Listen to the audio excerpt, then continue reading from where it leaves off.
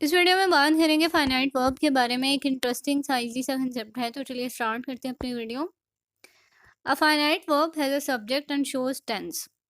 It means that कि finite verb जो है वो बेसिकली बताता है टाइम के बारे में कि एक्शन कौन से टाइम पे परफॉर्म हो रहा है। इधर एक्शन जो है वो पास्ट में परफॉर्म किया जा रहा है, प्रेजेंट में हो रहा है या फिर फ्यूचर में होगा।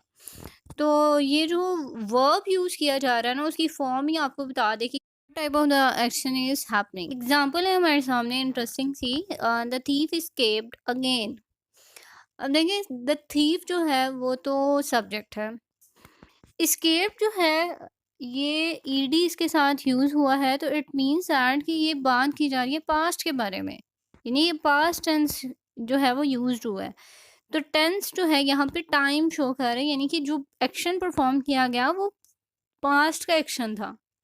तो इसलिए हम इसे क्या कहेंगे, फाइनाइट वर्ब, क्योंकि वर्ब के थ्रू हमें अंदाजा हो गया कि ये कौन सा टेंस शो कर रहा है, पास्ट टेंस शो कर रहा है, प्रेजेंट शो कर रहा है या फ्यूचर शो कर रहा है।